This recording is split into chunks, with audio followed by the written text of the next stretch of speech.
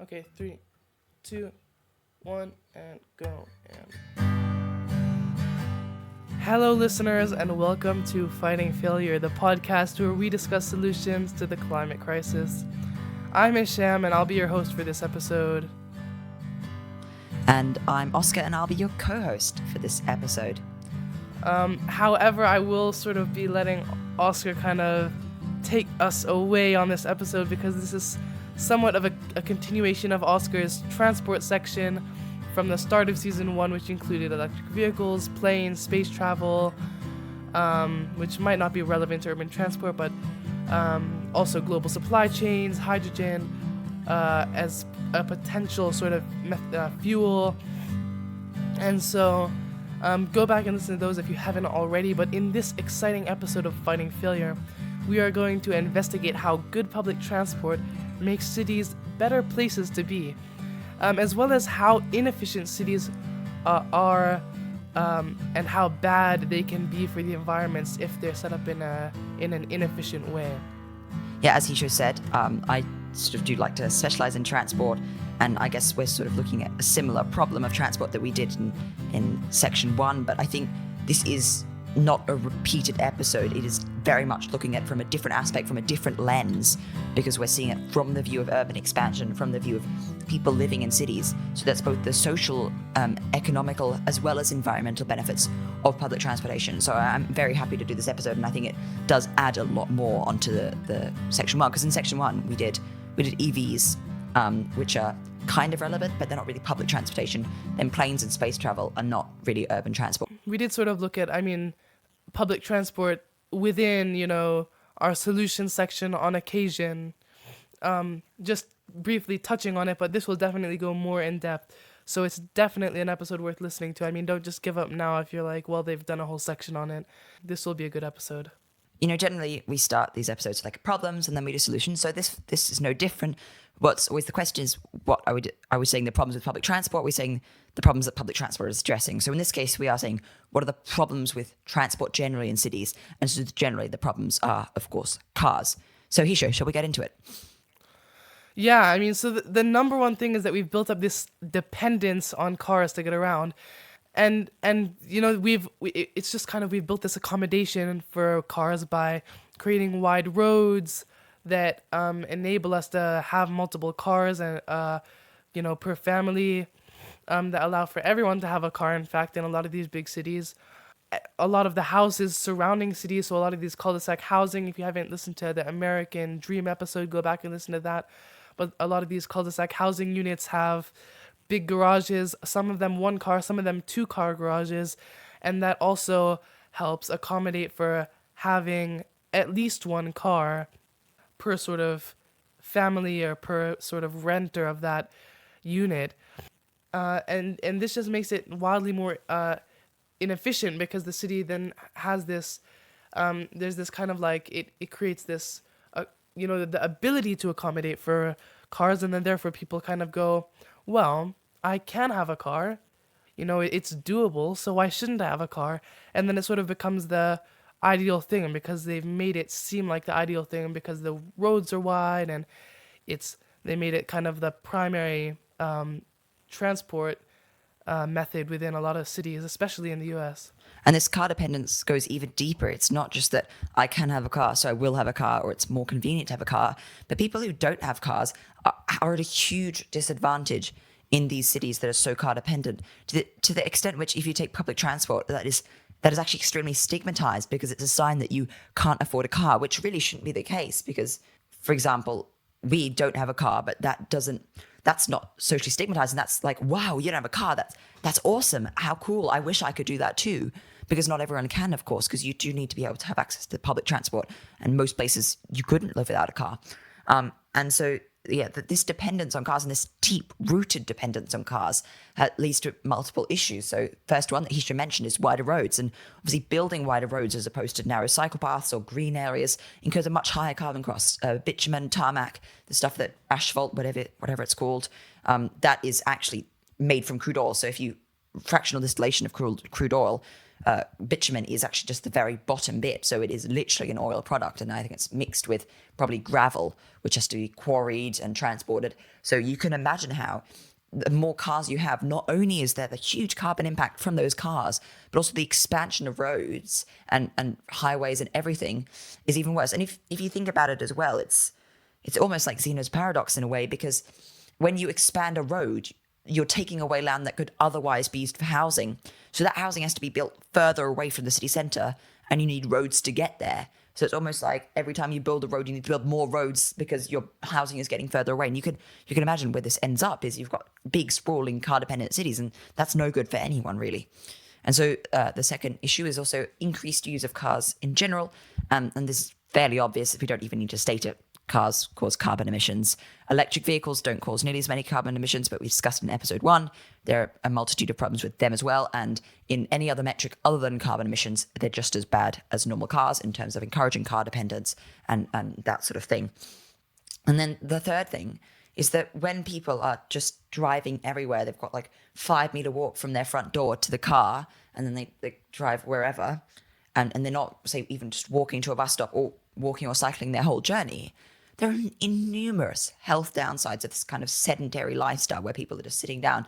And it's perhaps reflected in the health statistics that we see in countries like America, but also the UK as well. It's relatively car dependent. And so it's actually really bad for the health of humans and other animals, of course, that we're just being so stationary. It's not really how we were sort of built to be, and it's not good for us. And the last point is, when people, like I say, are just taking a car everywhere, they can be quite out of touch with nature. And a lot of studies will show and have shown that having contact with nature is really good for mental health. So not only is it degrading physical health from sedentary lifestyles, not whatever, it's also degrading mental health because we're out of touch with nature and we're not seeing trees or grass. We're just inside these sort of metal 2-ton boxes. Driving everywhere, 60 miles an hour, 100 kilometers an hour down a highway.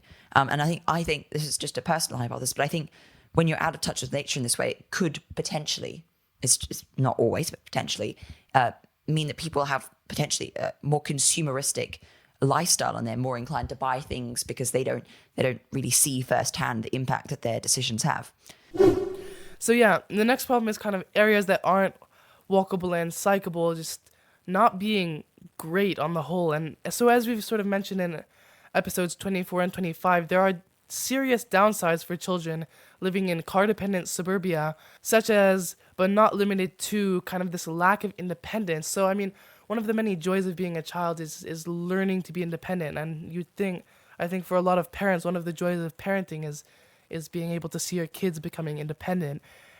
Cars, and these kind of like, this lack of like public transport and kind of walkable cities takes away this aspect of independence from the cities, because with public transport, a kid could, safe public transport, a kid could, potentially go on a tram perhaps from one neighborhood to the next, easily go from one neighborhood to the next by tram, train, metro, whatever it is, and hang out with his friends. I mean, it's like there's all these little things you can do, and it creates these adventures and these different memories, and it can be something that's very fun and be a great part of a kid's life. Yeah, when you take out that sort of aspect, you do it can end up being harmful to the children, because they end up becoming dependent on the parents to shuttle them everywhere via car.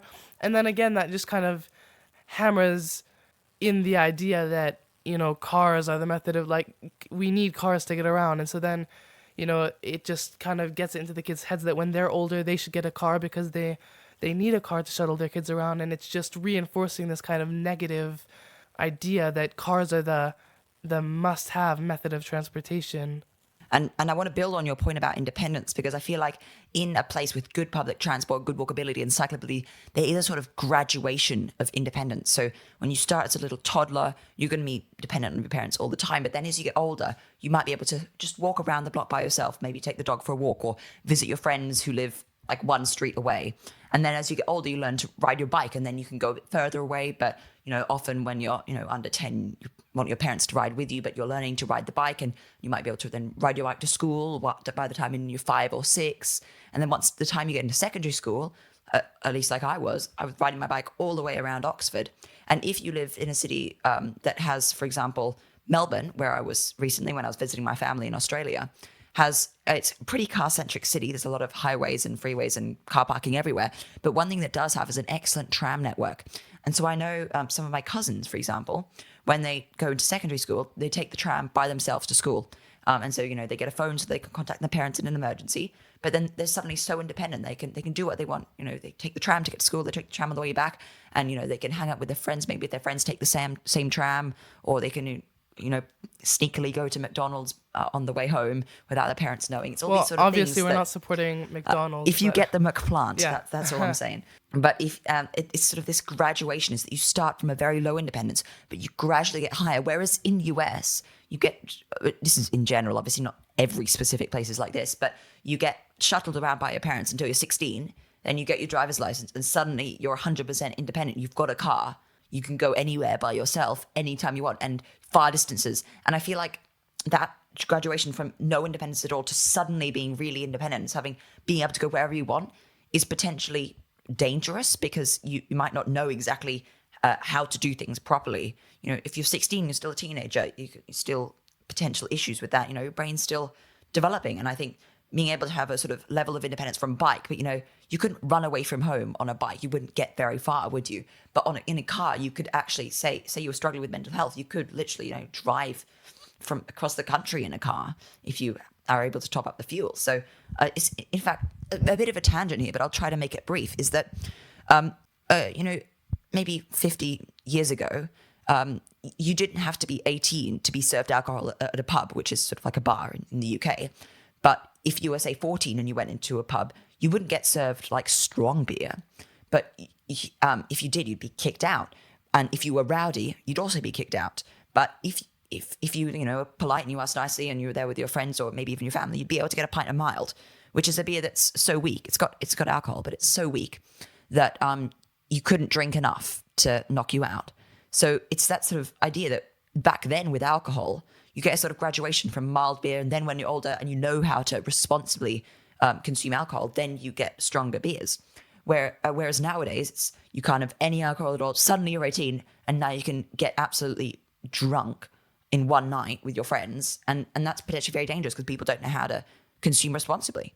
And that's a real problem in the context of independence and transport as well. Sorry, I completely lost my trail of thought. Just give me a second here. Okay, I'll pick up a different trail for you. So we talked about lack of independence. The next point is lack of outdoor play. And so actually Defending Beef was the book that we reviewed in 21. I think it's mostly rubbish, not really backed by scientific consensus. And we discussed it, but one thing that we didn't really discuss because it wasn't really pertinent to environmental debate was the author, not only the supposed environmental and nutritional benefits of beef, but also the benefits of being a child living on a farm. And although I don't live on a farm, my grandparents have a farm and we go there when we're in Australia, and it's a really nice environment to be in. And you can play outside, and we're playing like capture the flag throughout the forest. And I can absolutely sympathize with what you're saying about how this sort of outdoor play is so good for mental health, and it's also so good for becoming like a independent child. And this lack of connection to nature is, And for learning to have a connection for nature, yeah. Like it's important to learn to have a connection with nature and to understand nature and to appreciate nature from a young age. I mean, if you can boost that mentality in a child, it's just so much more mentally beneficial and so enriching to their spirit and to who they are. And there's innumerable benefits, and it's just such a wonderful thing to see kids who are in touch with the environment. I mean, it's unarguable that, having sort of walkable areas, parks in cities, it's a great thing for kids who are growing up in urban areas, because they need to be able to get out of the city. I mean, it's not healthy to be 24/7 in a gray compound building and then go to a gray school and walk around on gray streets. I mean, It's very important for kids to be able to be in nature and to be able to feel that they can be outdoors by themselves and feel a personal connection to nature. No, I mean, I think you summed it up perfectly, is that having a connection to nature is so important, not just for raising environmentally conscious members of society, but just in general for mental health. And just, I think it really builds, I don't know how to say this, but, to use Miss Nyman's words, farm kids are good kids. And it doesn't have to be a farm, but if you're in and around nature and you're playing in nature all the time, it does build, a strong sort of motivation, and, you're tough, and you're like, oh, I got a splinter, you're resilient. And I think there's a lot of good characteristics that come from this exposure to nature, and sort of learning things by doing rather than just sitting down in a school and learning about the environment. You sort of in there and you're doing it, and it's a much better way to learn. Yeah, and I mean, again, it's just like so much better for mental health. It's proven scientifically to be better for mental health if you have some interaction daily with nature. I mean, like kids who do have interaction with nature are surely less likely to have mental disease. And it's not to say that they can't have mental diseases, but it can provide a relief. So like when for example, some days I'll be working and then I'll go just walk around the garden outside. We have quite a large yard, and if I just go walk around, and I just feel so much more relieved than when I'd, been sitting down inside, because work can be stressful for kids. I have exams coming up in a week, and like sometimes I just need to go outside and just breathe, just see the sky, and just feel connected to nature before I come back inside, sit down, and continue my studies. And so the last problem with this sort of, for kids in car-dependent suburbia, is the inability to form ad hoc relationships. Because I feel like, and this is the same that when we were living in Malawi and Sri Lanka, where you have to be driven everywhere, is that, you go to school and you find friends at school, and then, you tell, oh, mommy and dad, this is my friend XYZ, and then parents go on the parents' WhatsApp group chat, they find the parents of that child, and then they organize a play date, and you'll be driven to that house for 3 hours, and then you'll be picked up. It's just, it's very regimented, and it's very scheduled, and it's the opposite of organic formation of relationships. And I feel like in a car-dependent place, like in COVID, if you couldn't walk over to the park and meet your friends there, there's no way to organically form friendships, because really these days in a car-dependent place, school is the only place where that's going to happen. It's an organized activity with lots of children, and then again, also you don't necessarily form friendships in class during lessons, but it's during that break time when you're out in the garden and you're playing, and that's when that sort of stuff happens. And it's almost like the last bastion of nature, almost in a way. And when that was taken away in COVID, like people probably never saw their friends outside of a video call. And I doubt many people, maybe some people did, but especially in car-dependent areas, I'd like to be proven wrong, of course, but I doubt many people did form many new friendships, especially school children at school. And so, whereas in a place that's not car-dependent, you could be playing at the park by yourself with your parents still at home. You just walk off to the park and you meet people there, or there's someone next door and you just pop over to say hello. There's no time limit. You can come back whenever you want. You can come back early if you don't really enjoy it, or you can come back. Once I went to my friends and I was going to be back for lunch, and then I ended up staying until after dinner, and I didn't even come home until it was starting to get dark, because we were working on this coding project that we were doing together, and it was like really fun. And it wasn't like, okay, mama's here to pick me up, I've got to go, bye. It was like, I can go home whenever I want because I have this independence. And I think that ability to form ad hoc relationships is so important as well for children. Yeah, I mean, in a place like Malawi as well, like you talked about, like the dependence that like kids have on their parents. Like, mom, I'm gonna go to blah blah blah's house. Can you take me? I mean, sometimes being a kid, growing up in a place that is car dependent and very rural, so it goes to show that even in rural places, there's kind of this built necessity to own a car. Sometimes I can, ride my bike if it's someone who lives very close, but that's such a rare thing. It's like it's not something that's easy to do. And so generally it is someone saying, Mom, can you take me to this person's house? Or some people even hire drivers to take them, or like a taxi service that they call, and it's just like, it's so limiting because you're stuck to your parents' schedule as well. And so it is like Oscar said, it's like you have 3 hours, starting now, and then it's like they leave and then they come back 3 hours later, and because they still need to make dinner. And it's like, whereas if you're in a place that has that freedom of either public transport or just walkability, or perhaps some bike trails around the town, it's so much easier to get from place to place independently and work on your schedule and just form an it's much in fact it's much easier to create your own schedule, and to learn how to do so, because when you have that independence, you learn how to form your own schedule and how to prioritize and how to say, this is what I need to be doing now, this is how long I want to do this is when I so it's like so much more important to get that independence. But let's move on from that.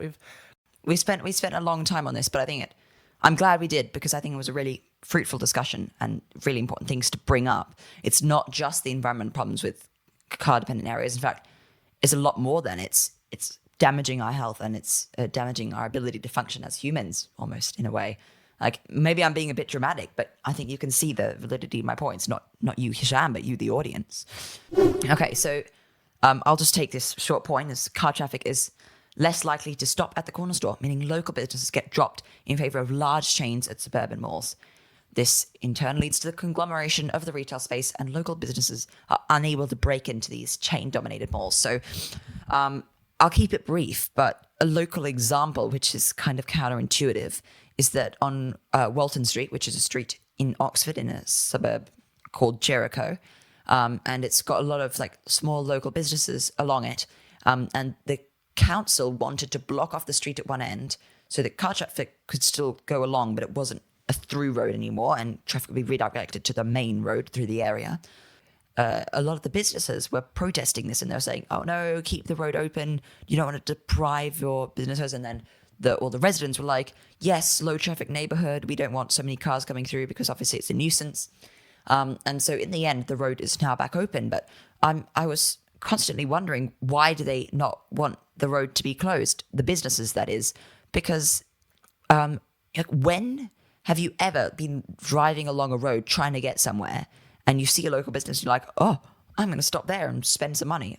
Pretty much never. When you're in a car, you probably have somewhere you want to be, and you go there and can't even go so fast, you can't even see the businesses. And so whereas if it's open to pedestrian traffic, you're going slower and you can see the businesses, and you're much more likely to have a few minutes to pop inside.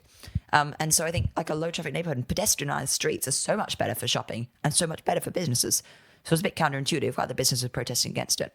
And there's this huge debate. So there's this part of Burlington, which is kind of the main town in Vermont, called South Burlington, and it was just an intersection before, and now they want to make a South Burlington downtown, and people who want to build buildings, like they want to make it into a proper downtown. And so, and by downtown I don't mean like city, I mean like town, because Vermont's not huge. But one of the big questions now is whether or not we build up or we build out, because if some people don't want to build up because they don't want to ruin the aesthetic of the immediate land, but and so they'd rather build out, but other people don't want to build out because they don't want to encroach on the surrounding natural land, because we do have a lot of that. And so it's just like everywhere you get this expansion, you get this urban expansion that is sustainable and in a lot of cases, in most cases, unsustainable. And I just wanted to point that out, because even in places where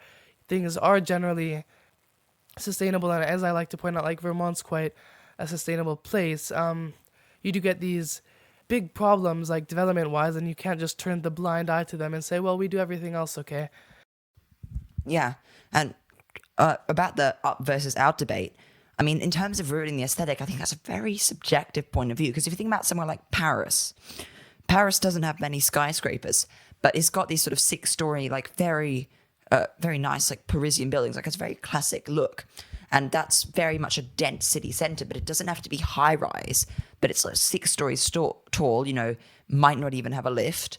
But I think that's sort of a happy medium, is that you can use a lot of vertical space and you could cram a lot of units into one smaller area without having huge skyscrapers. You can still have sort of a quite towny rather than city feel, if you will. And and one of the bigger problems, I mean, just relating it back to this episode with people saying let's expand outwards, is that then you need to expand the road system and then all the cul-de-sac housing, expands, that means that everyone who's in a cul-de-sac house in the greater, what would be South Burlington area, then has a garage that can accommodate for a car, and then everyone gets a car, and because there's roads there, so it's possible. So it's like you first of all you need to get a car because they probably won't expand. I mean, there's a South Burlington bike path, but who knows if they'd expand it. And second of all, Americans have built this dependency on cars and stigmatized not owning a car, like we've mentioned so many times. And so then probably everyone would get a car, and then it would just exacerbate this whole problem and probably cause a lot of traffic and other problems for the civilians in the area. And so, yeah, it was just something worth mentioning. I mean, let's move on, though. I mean, I don't want to take up too much time on this. Excellent. Okay, so last problem with before we move on. Car parking spaces, especially when there are parking minimums. If you're not sure what a parking minimum is, in most cities in the US, there are laws which require any new development to have a certain number of cars for the size of the development or the intended occupancy. And this takes up huge amounts of land that would sell at good prices from both residents, potential residents, and therefore also from nature, because if those residents can't live in the middle of the city, then they move out, and the suburbia destroys nature and blah, blah, blah. Yeah, I mean, it's not feasible. Like, it's not feasible for a lot of people to own cars. I mean, in a place like the U.S. where cars, it's stigmatized to kind of not own a car. Almost everyone owns a car, no matter how much money they have. I mean, anyone, if you're scraping by, and you can barely afford your next meal, you're still saving up to get a car. Like, everyone has at least one car, which is something that's crazy that we've kind of.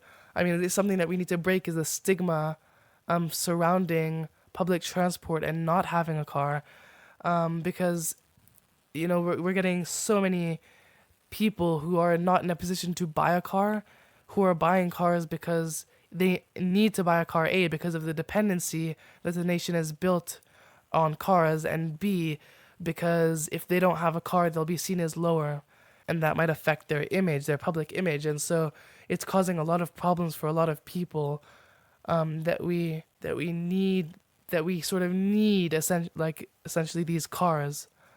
Yeah, it's a huge social issue as well to get rid of this stigma. It's not something that can be solved by policy, but it is something that can be done for sure. If you like, the Netherlands is always the golden example in terms of the reduction of car dependency.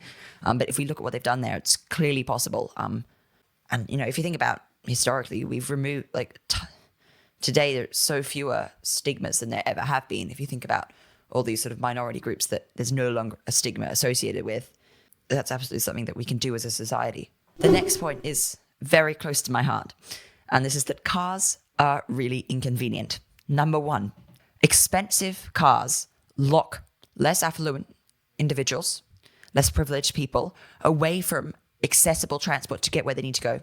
They can't go where they want to go, where they need to go, and potentially, not always, but potentially this could even lock people in a cycle of poverty. If they can't afford dwelling in the center of a city, how are they going to be able to get to a job that will pay them enough money if they can't get into the city, right? So if you live 2 hours away and by car, and you don't even have a car to drive, right?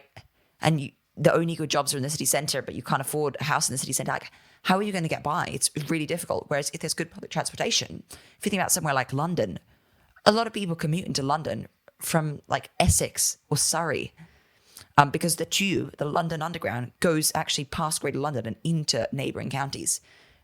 Or you could take something like the Chiltern Line from Oxford. There are definitely people that I know of who commute from Oxford into London, and that is by public transport. And I think that's pretty important, so that people can sort of move up socially, a bit like almost the American dream is that, America's car addiction is almost strangling the American dream, because the American dream is basically the idea of social mobility. If you don't have a way to get where you need to be, it's going to be more difficult to achieve that social mobility. And last point, and this is definitely it's not, maybe an object to the practice, not the point. But auto insurance, MOTs, which is car servicing, all this sort of stuff is such a pain to deal with.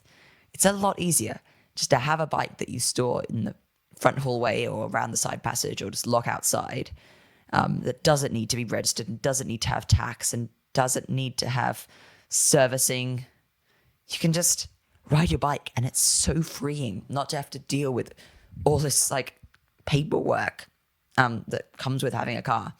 And so that doesn't necessarily mean that cars are a bad thing. Like, I'm sure there's paperwork associated with public transport too, but personally, I think we have found it a lot more convenient not owning such a vehicle. We've been talking about a lot of the problems with cars. The title of the episode is The Problem with Public Transport. So I think we should quickly, very quickly, just say what are the problems with public transport currently. So I'm just going to go through it here. It's quite simple. A, due to a lack of funding, public transport can gain a reputation for being shoddy and insufficient. The US is not alone in this. It can often be in the UK too. Second, sustainable public transport, such as electric buses, can be quite pricey. It's a lot cheaper to build 2 steel rails rather than 2 steel rails and a copper wire on top for electric trains. Number 3, people like to be in charge of their own journey, and having set routes can potentially be limiting, especially, for example, if you're trying to come back at 1 a.m. and none of the trains are running, or if you need to get somewhere at 2 a.m. because, say, for example, you need to be in Oxford at 5 a.m. For whatever. How are you going to get to Oxford at 5 a.m.? You're not, because trains don't arrive until after 5 a.m. Next, transport within cities is slow. Buses have to stop frequently, and they're big and they're stopped by traffic. And lastly, public transport systems, especially bus systems, are limited by infrastructure that's designed for cars.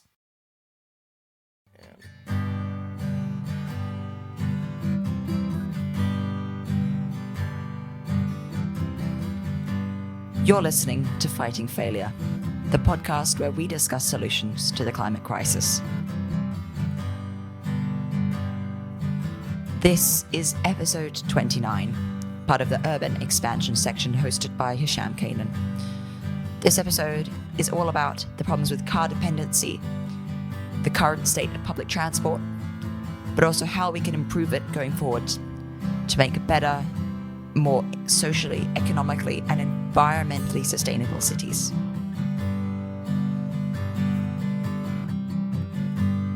If you enjoyed this podcast, please consider supporting us on Patreon from as little as $1 a month.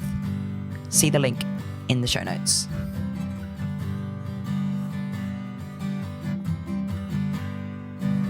We also tweet at FightingFailPod, and we're on Instagram at Fighting Failure Official.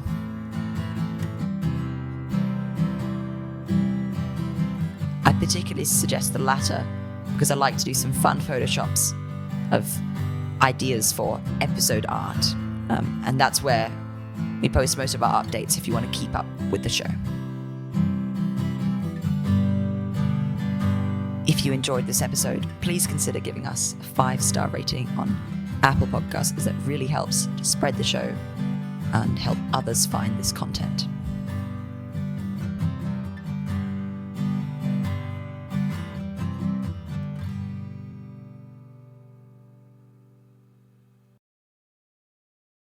Okie dokie. So now we're going to look at the solutions for how to improve transport in cities. All right. So number 1 will be, all right. Number 1, the de-incentivization. It's so much easier when you say it with a British accent, actually. De-incentivization. De-incentivization. Okay. Put the emphasis on the I. We should draw in a little accent there. De-incentivization of car travel. Oscar, would you like to lead us in? Okay, excellent. So here are some, going back to when we're sort of getting some like season 1 vibes, government incentives to help promote not using cars. So the first one is something that has recently been introduced in Oxford, albeit on like a tiny selection of streets, but it's just the pilot phase, so we'll see what happens. This is a zero emission zone. So essentially between certain hours, you have to pay a charge if you drive a car within this area.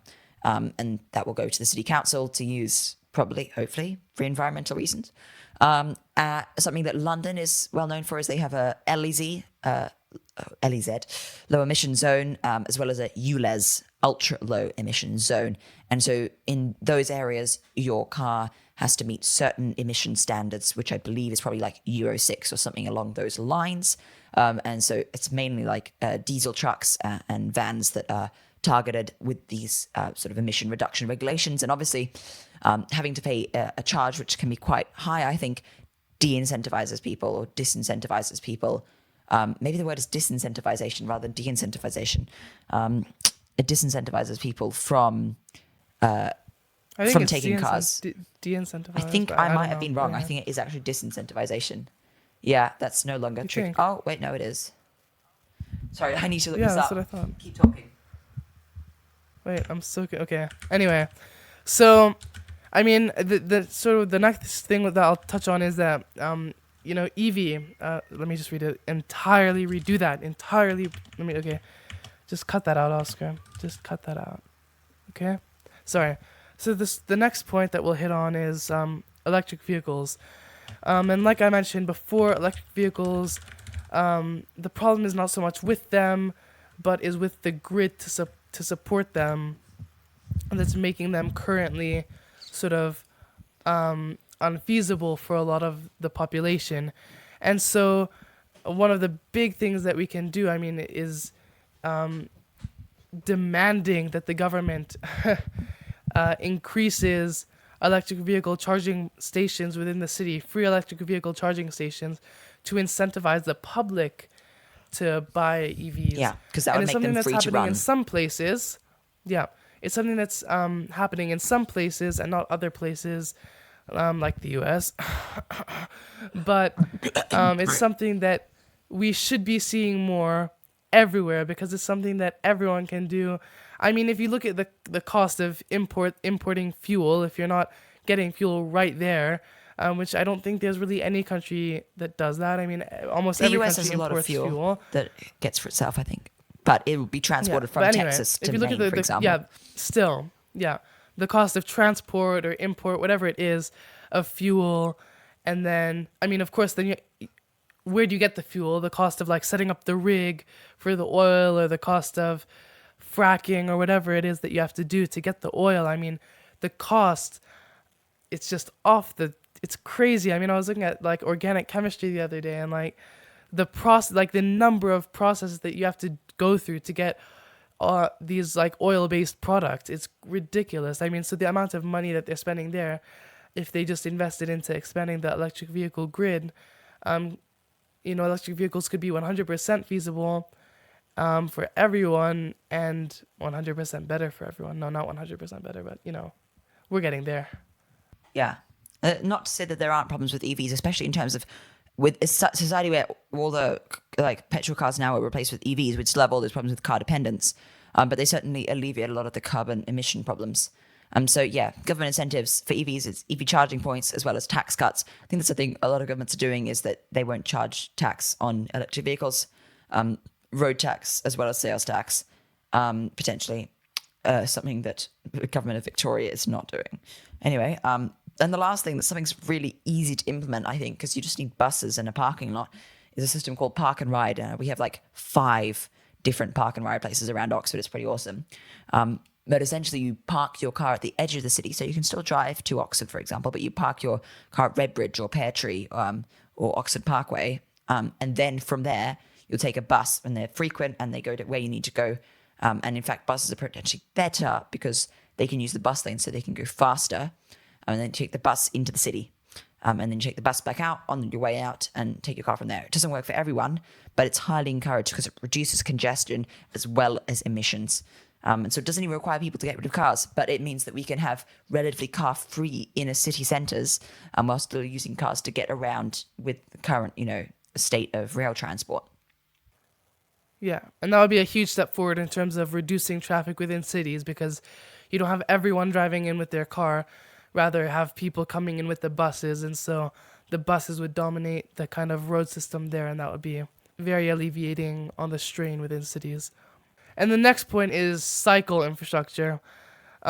And so a lot of cities don't have this infrastructure. I mean, you'd think that some cities do. I mean, you can bike in almost any. I can bike in Malawi. I can bike in the U.S., but it's not a nice thing to do. I mean, there's some places like, I mean, I'd let Oscar go ahead and talk about this. Is that in the UK, they have the bike lanes, they have bike trails within the park. It's like so easily accessible. Everywhere in the city is easily accessible by bike. The bike racks, you have they're like bike rentals, and all these different ways that you can get around with bikes that you don't even need to own a bike to get around with a bike. You can just get a bike and ride it and then park it somewhere and get another bike and ride it somewhere else. Like, it's just so easy to get around with bikes. And this is something, it's just it's a huge step forward if we can get this bike infrastructure because I mean, it's great for people's health if they're biking around, and it kind of reduces that sedentary, habit that we've gotten into, but B, it's a, I mean, although biking is not the silver bullet, and it does kind of annoy me when people are like, I bike for the planet, so now I'm like the ultimate, person for the planet, and I don't need to do anything else now that I bike for the Listen planet. to episode 22 for debunking of that. Yeah. Basically, but biking it's still great. I mean, it's a huge step forward environmentally. It would be a huge triumph if a lot of people started biking, traveling via the car network. And so, one of the things that we can do is, request for the government to expand. I mean, it's something that the government really needs to do. We can't really do this ourselves, but if we can get an increased cycling infrastructure, then it's 100% feasible to get around via bicycle. Oscar, would you like to? Oh, yeah. I mean, Oxford is pretty good for cycling. London is too. They've got their sort of new cycle superhighways network. But the Netherlands is absolutely the gold standard. And I'm not going to talk too much about this. I would just say watch a channel called Not Just Bikes on YouTube, and there's a lot of stuff there praising the Netherlands bike infrastructure. It's really good. Yeah, I mean, when I was in the Netherlands in 2019, winter of 20. Actually, no, it was March of 2019. COVID had just started, and the second I got back, I had to quarantine. My first quarantine ever. That was so much fun. And then I got shipped off straight to the U.S. For COVID. Not shipped off. We decided to leave at the last second, thanks to Oscar's mom was like, "Okay, wait, if you guys decide to stay, things could go wrong." And so we were like, "Oh, okay. Well, the doctor's telling us it's not going to be safe," so we left. But anyway, tangent. So, I was on this trip at the beginning of COVID, and it was in the Netherlands. It was a MUN trip in The Hague, and we went to Amsterdam. And I've walked around Amsterdam once or twice before that, but I mean, it was crazy. Bikers everywhere, but not only bikers everywhere. We saw like double-story bike parking lots. There were bike racks everywhere. Like it's you can see that they've really accommodated for bike use, but the bike usage within the city, and that makes it so much more practical for people to own bikes and use bikes within the city, and then that encourages people to get bikes and use bikes, and therefore, I mean, it makes the city so much more green in a sense, and it can be very helpful, like we mentioned earlier. And I think the best thing about Amsterdam and the Netherlands' whole cycling network, they've got an enormous and just such a good cycling network. But the thing is, it doesn't even disadvantage drivers. Like, in fact, because so many people are on bikes and there's not much car traffic, Amsterdam is actually a really pleasant place to drive for people who do need to take a car. It's perfectly doable and very good because the city is structured such that cars take different routes to cyclists. So it's not that the improvement of cycle lanes comes at the expense of drivers. Rather, it comes at the benefit of both parties. So it really is a no-brainer. And something else I wanted to say in terms of cycle networks is something like Oxford. If you're a relatively experienced cyclist like I am, it's a perfectly good place. However, if you're someone new who's like pretty timid and not used to cycling, it hasn't got much segregated bicycle infrastructure. It's generally just bike lanes on roads. So I think there is still a lot of improvement. Whereas somewhere like the Netherlands, it's like you could probably let like a 5-year-old go out alone on a bike because it's so safe. And I think in terms of encouraging new people to get on the bike, I think there's a lot more that still have to do, even in places like Oxford or London. So next up, public transport. Let's hit it full on. So let's start with buses, which is the most flexible sort of method of transportation. The only prior infrastructure requirement is to have well-maintained roads. I mean, anywhere that has roads there can be In buses. I fact, they mean, don't even even in need to be well Malawi, we have maintained. yeah, yeah. Even in Malawi, where the roads are not well maintained, we have not buses. They're minibuses. They're kind of trashy, filthy, but people can. They're usable, right? So what it's one of the good things that we see is that people are adopting buses globally, both out of necessity and um, out of habit, I guess, out of just a want for like an easier method of transport. And so they are taking the forefront in a lot of nations now, whether it's like minibuses, buses, illegal buses, buses everywhere. I mean, look outside your window, you'll probably see a bus. But they're great. I mean, you can go anywhere in the city with a bus, and they can easily be made. And so it's just really easy to kind of put buses into a city and to kind of create bus routes. And it greatly reduces the strain because as you get people kind of migrating from car usage to bus usage, you get less people on the road in personal vehicles. And so the traffic's not as bad, and there's less emissions being put off because, of course, there's less vehicles on the road again. And so they're not great, of course. I will let this be said. They still most buses still use fuel, but there are electric buses, and those are increasing in the developed world that can be used. And so they're not the silver bullet, but they are a great step forward for cities in terms of both alleviating the strain of traffic within the city and just making people's lives easier, but also just making a sort of environmental step. We'll call it a step. It's not a leap. It's nothing big, but it is something. And something is better than nothing. Yeah, and Hisham was saying it's so easy for a city to implement a bus route. All you need to build is a post which says the name of the bus stop and the bus routes that go through it, and a yellow box needs to be painted on the road that says bus stop, and that's all you need.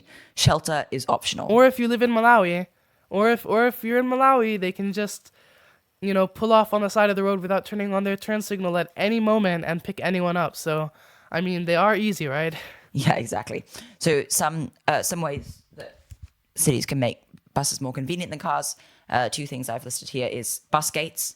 And so this is where we've got a few in Oxford, especially along the high street, which is it's a sign that says bus gate, and cars can't go through, but buses can. So it means that cars have to take the long route round, and makes buses quicker and reduces congestion. And bus lanes, which allow buses to go faster than cars in this little express lane. Often that lane is also shared with bikes and taxis, which is lovely. They are also easy to implement. You can build up a stock of buses, easy to electrify, and that's becoming cheaper and cheaper. And it's also easy to train drivers. You do need to hold a specific license to drive a bus, but you don't need extensive training for that compared to if you wanted to drive a train or a tram or fly a plane.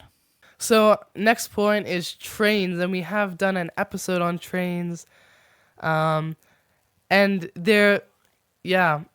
great episode. That was one of my favorite episodes, I think. But anyway, trains are much more expensive to build, so of course it's a lot harder to kind of get the infrastructure in a country like Malawi, where we obviously don't have that much money. But in a lot of the developing world, it's entirely feasible to bring trains into the picture.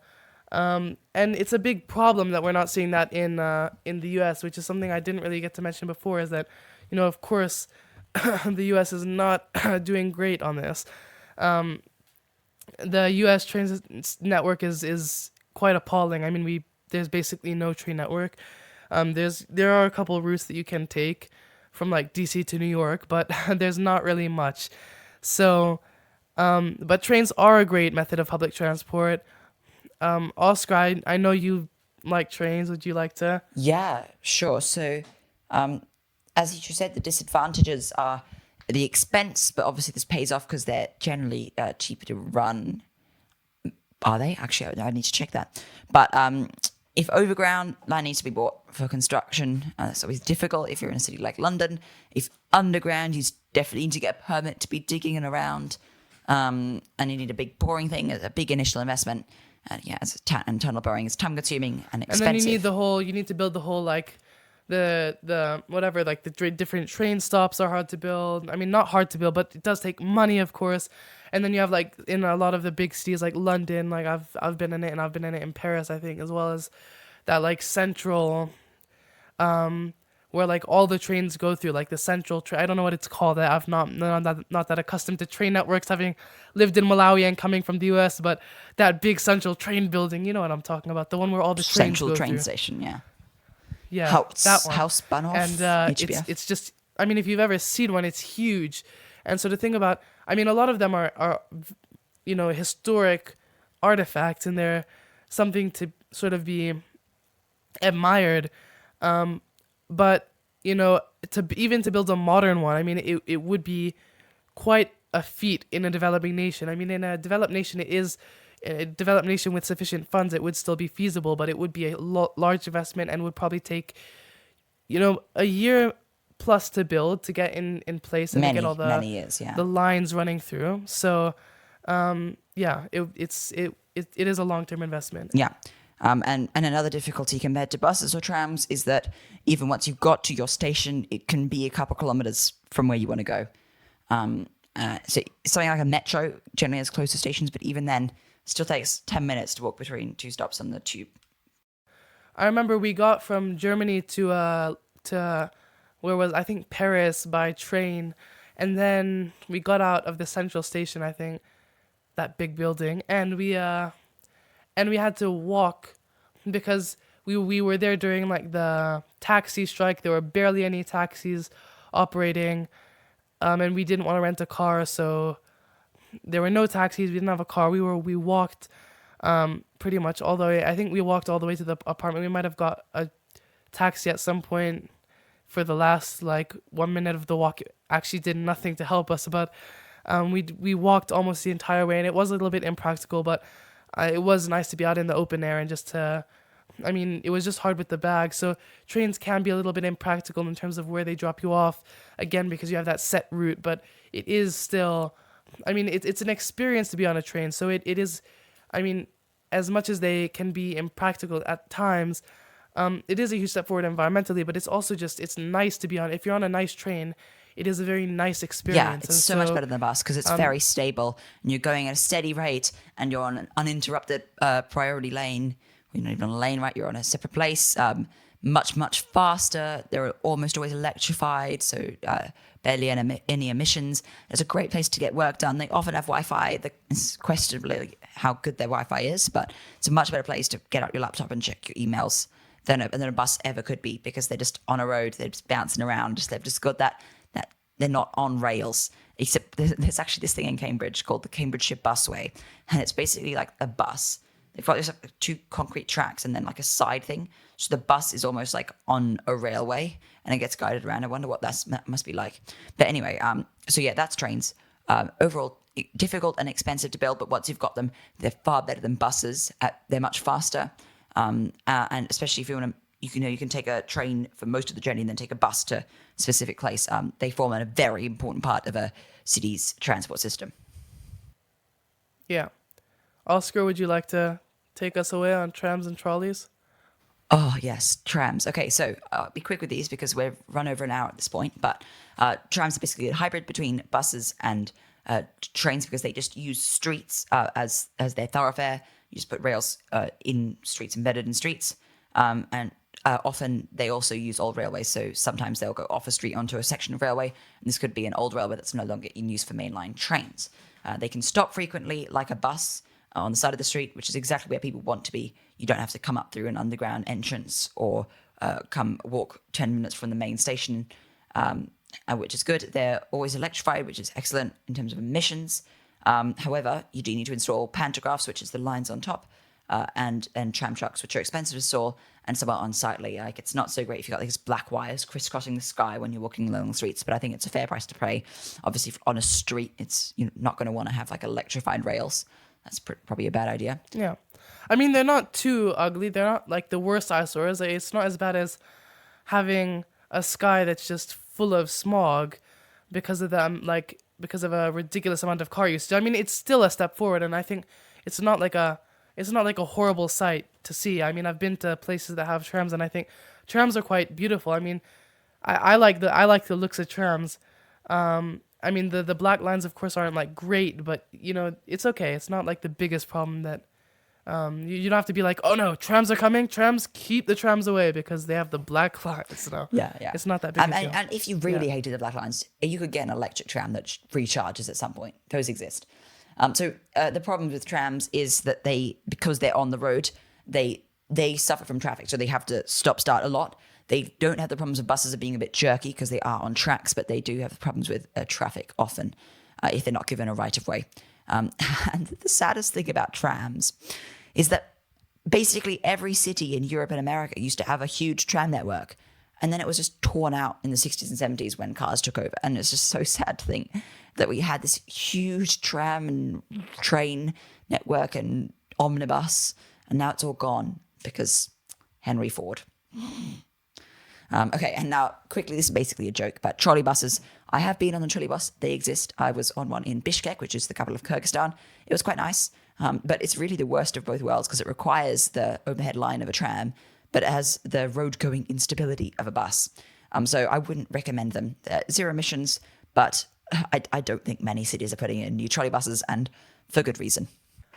Finally, next point is redesigning cities, and this is a very difficult thing to do because I mean we can't just tear out roads, tear out buildings, and you know it's not really feasible. I mean, it would be so much more unsustainable just to take out everything and replace it all than it would be just to leave things how they are. But there are ways that we can redesign cities in smaller ways, and that we can sort of innovate within cities to make them greener. Oscar, would you like to So talk to I us think a little bit about this? the tactic depends on where cities are. Somewhere like London is already very dense. You'd have a hard time trying to make it any denser. But as London expands, trying to keep the green belts intact, trying to build vertically. Somewhere like the US, if we loosen up zoning codes, there are absolutely developers that would, in fact, it would be so lucrative if you loosened up zoning codes. Developers would want to buy a lot that has like a single family home in the middle of the center, build 6 floors of apartments on top of it, and make a killing. They'd make an absolute killing. And so opening that up means that we can, without a ton of public investment, we can get a huge increase in density in city centers. And then if publicly funded, we build more transport infrastructure to go along with that. There are absolutely ways that we can strive using policy to make cities better places to live for everyone. Something, for example, Paris is working on, it's like 15-minute city, the idea that everything that you need from a city is within 15 minutes walk from where you are, and like building like local neighborhoods to serve local people rather than having to schlep across the city to get what you need to get. I mean, that's such a great thing in terms of reducing the necessity for cars within cities. I mean, that would be a huge step forward if places did that. If different urban areas and their governments decided to make the bare necessities more accessible to the public, then people wouldn't have to, make long treks around the city or around the suburban area. Schleps. Yeah, schlep. Is that what? It's a schlep. What even is a schlep? It's like, anyway. Oh, okay, fine. People wouldn't have to make long around the city to get what they need, because I mean, this one of the problems with building out and sprawling urban areas is that you get your huge big box store on one side, your huge grocery store over there, and then it's like you need to go from one to the other, and it makes it impractical for the citizens, because obviously people have to work, have to go to school. So how do you get to these places to get what you need? But also then they have to hop in their cars and drive across the city, and then it increases traffic and obviously emissions, and so it's just not great. So I mean, this 15-minute city initiative it's a great kind of model for what we should be doing in a lot of our urban areas and highly populated areas. And so finally, before we conclude, let's just look at what you can do. Because a lot of what we've been talking about has been policy stuff, like government incentives. But what can you personally do to make your city better? First off, absolutely most obvious point is choosing to walk or cycle for short journeys. Because obviously, walking and cycling is better than taking. That sounded so better than. Anyway, Blah, in my head blah. it sounded really bad. Better than taking a car, and it's just so much more sustainable. I mean, and I again like don't let this make you think that you're the most perfect human in the world and that you can do now because you ride a bike. You can also have a smoke outside because you're already cutting your emissions from your car, so it doesn't matter if you have a smoke.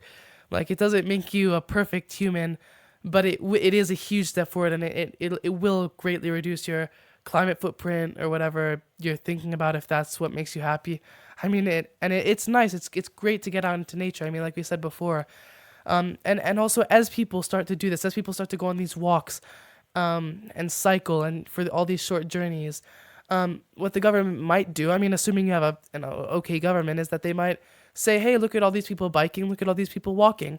Let's increase infrastructure for biking and walking because it seems that people want to do this, and it seems that people that this is practical for people, and then it might enlighten them as to the importance of walking and cycling. So just doing it for short journeys can be a huge step, a huge driving force in the building of infrastructure for such, to accommodate for such.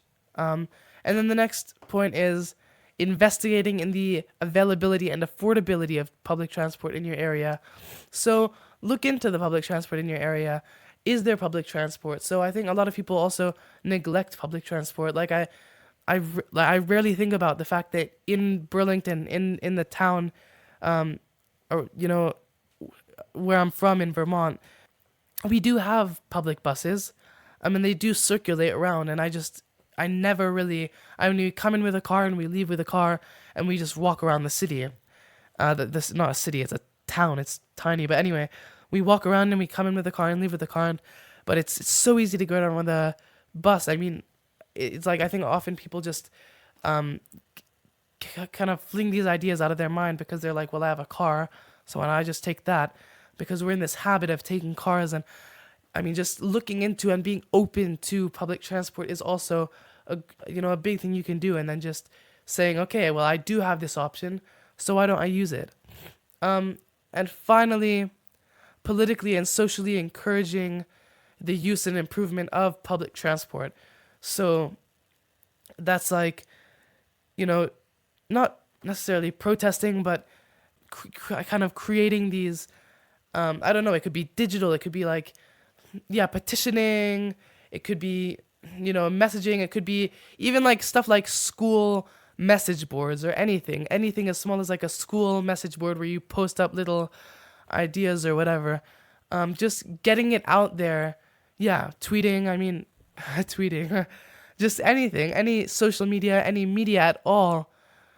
Just get it out there that you want public transport, that we need public transport, and that that there is public transport. Maybe if you have a bulletin board at school, tell people, just look around city for I don't know, maybe just say, hey, we have these buses, why don't we use them? And so just promoting public transport as well via social media can also be a great thing and a great step forward in destigmatizing of public transport. So I think, in conclusion, to answer the question that we posed in the title, the problem with public transport, the problem with public transport is not its carbon credentials, it is good for the environment, or its transportation potential, it is absolutely better than cars. But really the problem with public transport is its current sloppy and underfunded implementation across the world. So let's work to fix that. Thank you for listening to Fighting Failure. This has been Oscar Archibald and Hisham Kanaan. See you in 2 weeks. See you in the next episode.